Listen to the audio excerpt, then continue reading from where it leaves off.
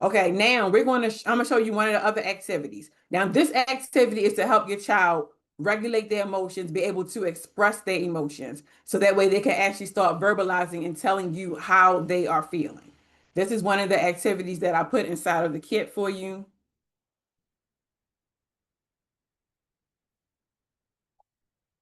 Okay, so inside of the kit, it looks, after you open it all up, it looks like this.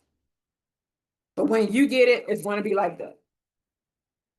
So basically, all you're going to do is you're going to open up the kit. You're going to sort out, there are different cards inside of the kit that have different emotions on it: surprised, excited, scary, happy, all the different emotions.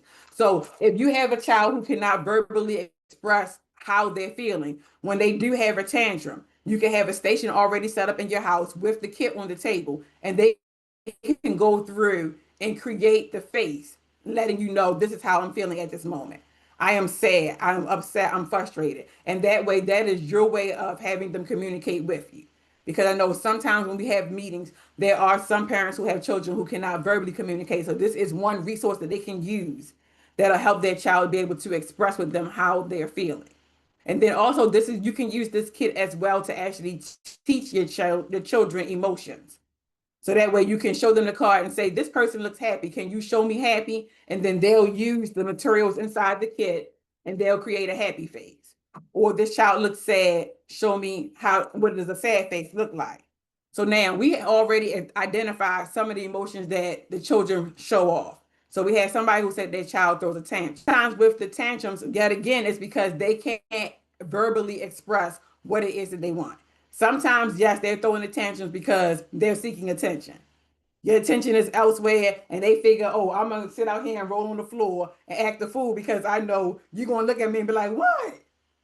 Or sometimes it is like something is actually going on with them and they're trying to let you know, but they don't have the words to actually say, hey, this is happening with me right now. Hey, this is how I'm feeling. So I'm going to throw this tantrum. So, yes, one of the strategies you can do if you know that your child is just seeking that negative attention at that moment, yes, it is perfectly fine to walk away, let them calm down, get their stuff together, and then you can come back and have a conversation with them. But if you know that your child is actually trying to express something and they're not able to, first you have to sit that child down, get them to calm down, and then ask them what's going on. Like, what's going on? And then allow them to calm down, because most of the time if they're in the tantrum, they're breathing heavily, their mind and thoughts are all over the place. All they're thinking about right now is, I'm trying to get it out. I'm trying to get it out, but I can't. So once you have them calm and they feel safe, and you're asking them what's going on, can you tell me what's going on? And then after you have that going, the child will begin to realize, like, okay, I can talk now and say what is going on. But most of the time, when you have a tantrum, you have to be able to identify first, like, why are they having this tantrum?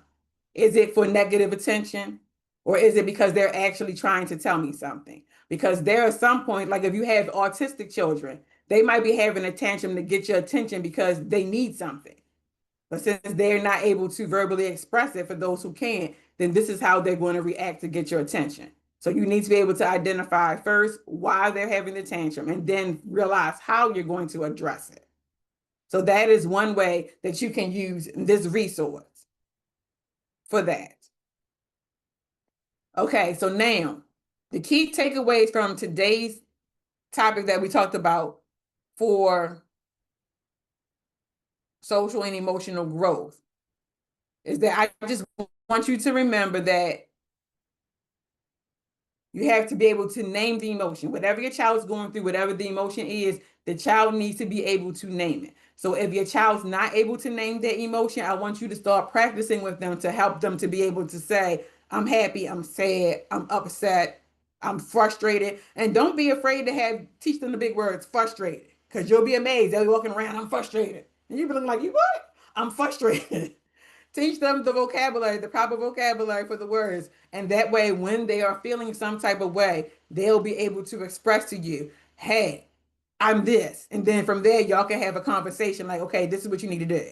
Or if you see a child about to have an emotional explosion, you can pull them aside. Hey, come here. I see something's going on. What's going on? So that way you can get it beforehand. And then also learn your child's triggers. Learn your child's triggers, because there are certain things that happen on a daily routine that will trigger your child to react a certain way. So I want you to be able to learn those triggers. So when you see it, when you see the trigger, you know that you can intervene before it actually becomes into a meltdown, especially for the ones who have the tantrums. Identify what the triggers are. Identify what makes them upset, what makes them mad, what causes them to shut down. Identify those triggers so that way before they happen, you can say, uh-oh, I know what's about to happen. Come in, come in, come talk to me. Come talk. No, I see it already. Come talk to me. I know, I know. Because once you like, I know, they be like, okay, she know. All right, come in, come in. What's going on? Tell me what's going on. And they might be pointing and trying to get it out.